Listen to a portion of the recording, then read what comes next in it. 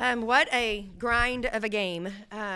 So hard fought, so intense. I thought there were some really great plays made by both teams. Really, I think I know it got a little ugly with all the free throws and everything, but still, those are the kind of slugfests we have with Kansas for whatever reason, and I think that Coach Snyder does such a great job. And you know, I think we just go blow for blow every time we play, and really proud of this kid for stepping up and kind of putting us on our back, really.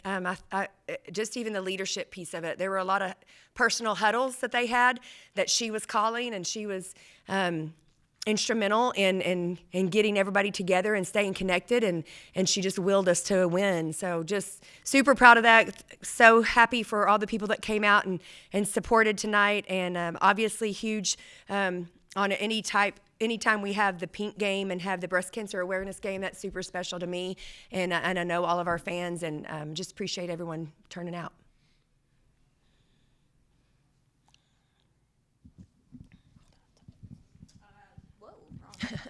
Bailey, is there a defense at this point in your career that you haven't seen? And what adjustments did you make throughout this game? They were kind of just... I asked Coach Snyder. He said they weren't face guarding you. They were just supposed to be hard denying you. But what was your perspective on that? I mean, at the end of the day, it's about getting open and executing things that we called. All the things that we run and that we work on, they work for any kind of defense. So at the end of the day, just doing what I need to do, putting my teammates in good positions to, you know, score if maybe it's not my night. So just continuing to do what we do no matter what's in front of us. And what's it like going out there and playing and seeing like half the crowd I felt was wearing your little jersey out there? That's not really what's important. What's important is that it's pink, and the pink game is a huge thing for us. It's a huge thing for everybody that shows up. This is bigger than basketball. I mean, there's lots of things that are bigger than basketball, and it's important that we remind ourselves of that, and this is a good way to do that. Yeah, it felt like, I mean, if you're going to use that as a kind of to compare the game to that, not the same thing, but the fight y'all showed in this. You mentioned the huddles. There was one late. It seemed like the coaches maybe weren't even in there, and y'all just kind of did it yourselves. What was being said in those huddles late? The things that are said in huddles are just, you know, stay focused, stay mentally locked in. We've scouted them. We've prepared for them. We know what they're going to do. But at the end of the day, just do your job. Bailey, what's tougher, Texas Panhandle basketball or Big 12 basketball? I think I'm going to have to say it's a tie.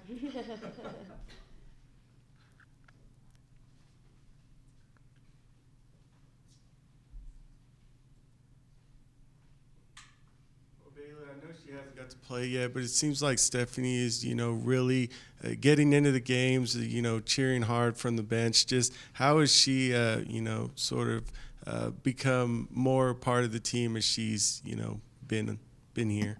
Absolutely. I mean, she's been a part of this team since the second she stepped off the airplane when she landed.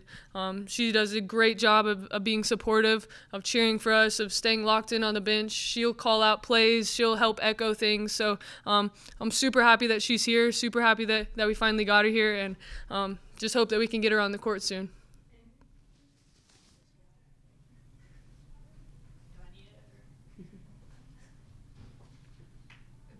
Talk a little bit about what it means to be the KL servant leader. Absolutely. It's an honor. First and foremost, it's a huge honor. Being a part of something that's bigger than basketball, that's bigger than college athletics, that's bigger than almost anything is an honor.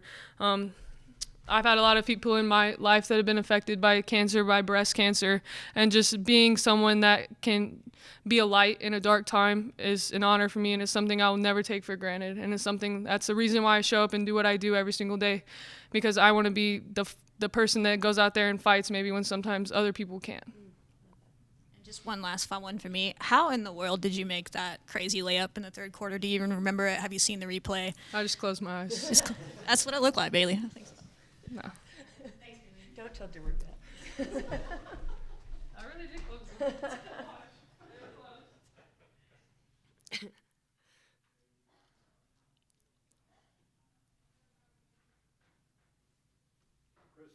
Doesn't make any difference whether it's Brandon or Bob Schneider. You expect this kind of game out of a Schneider.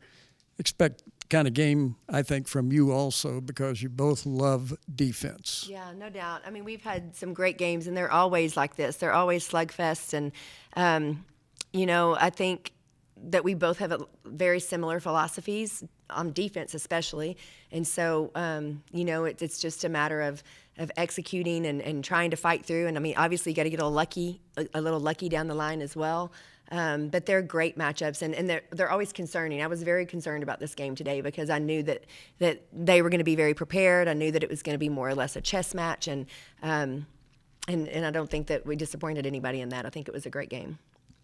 I saw your first win at WT, and now I've seen your 100th win at Texas Tech. What does this win tonight mean to you? Yeah, more than anything, it's just the win for the girls that they're just continuing to believe in each other. And, it's not really about the number of games that we win. It's just it's more about them finding ways to stay together, to compete, and keep playing, and just loving the game. So, I'm so proud to be at Texas Tech, and I'm so proud to have this team be 23-3. Like, that's been my dream since I took the job, was to get it back to those days. And I'm just so proud that we're here, but we're not close to being done, and I want our kids to understand that. Like, they need to really enjoy playing together and to see how long they can continue to play this year together.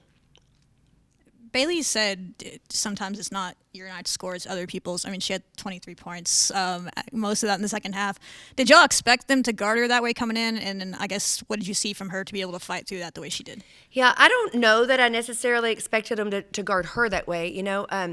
I think she's given them reason to. There's no doubt. And I think the way she's played the last couple of games, she's definitely emerging as our floor leader, no doubt. And so I think just playing confident, playing super hard, and so I'm not surprised that they did that because she's been here the longest. She knows what we need to be doing in certain situations, and so if you take her out of that, it is a good idea, because you're trying to see if the other kids are gelled enough to get it done. But, I think Snudda has stepped up obviously a lot. I think Sydney Love played really well tonight. I mean, there's so many people that did, but I'm really proud of Bailey for not letting that defense distract her from doing her job or give her an excuse to not play well or to look for opportunities. I think it really just motivated her even more. And it's something to say and preach it and try to get teams to play where they don't necessarily care about the stats, but it just feels like this team really buys into that. You had players like Adley, as you mentioned, Sydney, even the defense again, but Danae Fritz in this game, Jalen Bristow again, similar thing as the last game, those big plays late.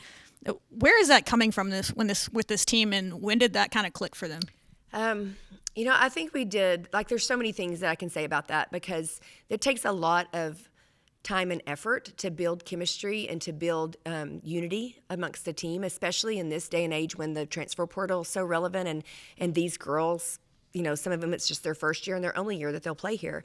I think we did a great job of recruiting. I think we really did a good job of evaluating our needs, but also evaluating the character of kids that we wanted. I think we did a great job of selling to them our vision, and they bought it.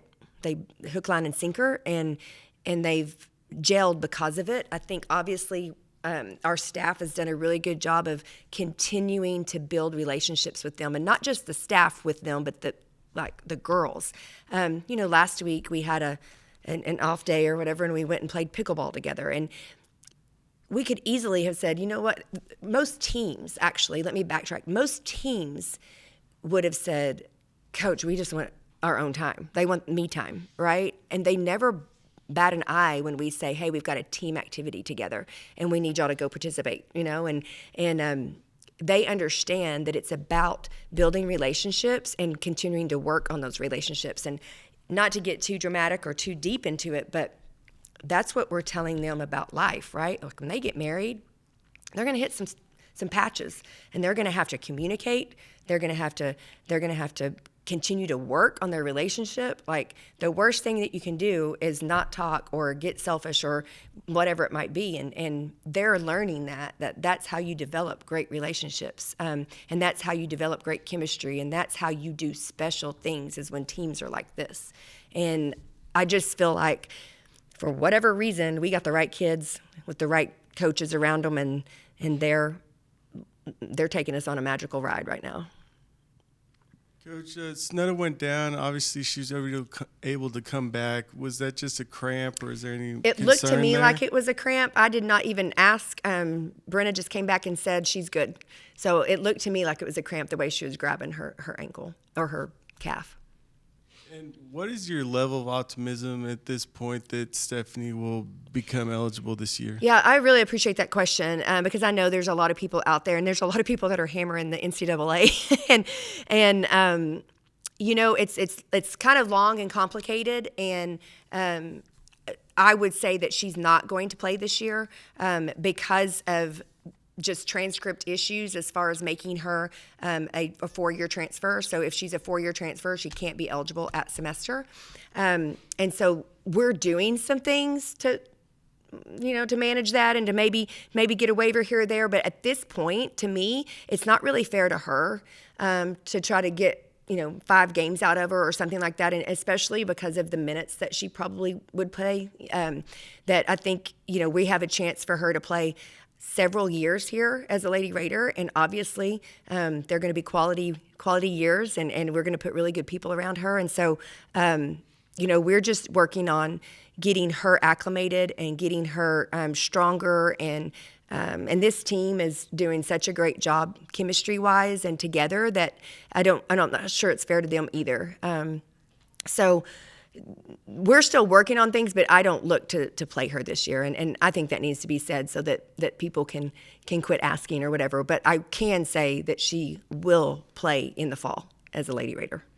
And just how has she contributed outside of obviously playing games? Yeah, she's been so great. One of my favorite clips of her is after the TCU win, and she is jumping up and down on the court with all the girls as if she has been on this ride the entire time, as if she was on the bench last year when we got beat by them. Like, she's so happy to be a part of a program, to be a part of a team, to have sisters, and she is doing some things in our practice that is getting a lot of attention, and obviously just from her teammates, but from coaches. And she's working extremely hard in her individual workouts and in the weight room, and even in the classroom. And it's just all so new to her. But she has a chance to be really special. Like, obviously we know that she's special because of her physical attributes, right? But she has a chance to be really special because of her skill level, her skill set too. Krista, would it surprise you that there were 25 fouls called on each team, and seemed like there was many times of the referee going to the monitor too? Just joking about that, and I'm not going to try to trap you on that. Yeah, it was ugly, right? It was ugly. And, one of the things that Kansas does really well is they do get to the rim and they get and ones. And so it's frustrating, whenever that happens, because you guard the 3-point line so well to not give up threes, and then they get them anyway, the old-fashioned way. But I knew it was going to be ugly. It was going to be physical. It's going to be intense. It is what it is, and I'm not surprised. It was a forever long third quarter and felt like even longer fourth quarter. So here we are. My last one, I'm surprised you took him to do pickleball. Usually you'd binge watch that TV show that you used to do at WT. I can't remember the name of it because I'm not that good at it. I'm trying to think what that would be. I do not have time for TV, I'll tell you that. Okay. I got to watch everything on I don't even know what it's called, like at 2 in the morning when I can't sleep and I don't want to watch any more film. I'll pull out some Landman or something. You mentioned player leadership. How important is that in a game like this? And then how do you know as a coach when to step back and kind of let the players take charge? Yeah, I mean, we want a player-led team. There's no doubt. This team is so experienced, and we challenged them a few times in the huddles, especially in the first half, just about staying together. And I think I even yelled at a time onto the court one time that I need a leader to step up right now and get these huddles going. And that's exactly what happened. And in the second half, there was one timeout that Bailey huddled them all up, and I just walked over to the chairs and waited for them to get done with their own timeout so that we could discuss what we're going to do X's and O's. And when that happens, you're winning, because that means that they're taking responsibility for the intangibles, and that's huge. I mean, when we get to just mess with the X's and O's, we're going to win a lot of basketball games that way. And then for the appeals, do you have somebody that's watching the replay before you actually go for the appeal? Correct. Yes. It's how quick can you get it back on? I trust my kids a lot, and a lot of times I'll look at them and they'll say like, "No, you appeal that," or "No, I got it. I hit it." But I do. Caden Clevenger is doing that for us right now, and he's doing a great job. It's really hard because it's time consuming, and you can't sometimes technically get it back quick enough before they get the ball in play. But there were a couple that we saw today that we were like, no, we have to challenge those. And then when you start to notice you have multiple players in foul trouble, how do you does that impact your decision on who you sub in and out, and then how does it impact your decision? No doubt. Yeah, I mean, we definitely have a rotation, and we know how deep we'll go into our bench early. I think Adley had to play a little bit of 4 tonight because of the foul trouble early. And then obviously we saw against Iowa State maybe, that Mimi came in and gave us some quality minutes on defense. And sometimes I do put them back in with 2 fouls because I got to trust them, and sometimes we just got to go with it. So it does put you in a bind at times, but I think that we've done a really good job in practice of looking at different lineups and different scenarios for that very thing if we have issues, foul issues. I will say this, it's been extremely helpful having Sydney Love back because she gives us just another point guard that can, if Gemma gets in foul trouble or if any of those guards get in foul trouble, we can put another guard on the floor that can handle the ball and get us in our offense. And then obviously you guys play Kansas again. Is there anything you took away from this game that you want to improve on next time or change? Yeah, I'll definitely have to go back and watch the film, and we'll make a post scout and make some adjustments. But more than anything, probably not foul them as much. We got to figure out how to keep them off the free throw line. But I'm anxious to see that. I thought we did a good job on the glass. I thought we guarded them pretty well until the fourth quarter, and obviously that turned into kind of a foul fest. But offensively, I think we've got to play quite a bit better, and so we'll see what that looks like. And then can you talk a little bit about the Play for K and what that means to you? Absolutely, yeah. Play for K is huge for me just because of my own personal battle with breast cancer. And, it took me a long time to be able to talk about, to be able to share my story because I'm pretty private about personal events like that. And it actually happened right when I got here. And so I kept it pretty quiet for at least over a year. And then I really started doing a little bit of soul searching and realizing that that's kind of selfish of me to not, because I have such a great platform and I have so many women in the stands that not only in the stands but in my locker room that cancer is going to affect. 1 in 3 people are going to experience some type of form of cancer, whether it's personally or with a family member, and I can vouch for you too that it's just as hard on the family as it is on the person that has it. And I just think it's so incredibly important for you to be proactive. And that's my biggest message is for women, men, whoever, be proactive and get your scans done and get your, do whatever it is that you have to do to be in front of it, because we have advanced medical, solutions now, and we have technology, and we have all these things that if you can detect it early, you can win. You can win the battle. And so it's just super important to me to share that message. So thank you for asking that. All right. Thank you, guys.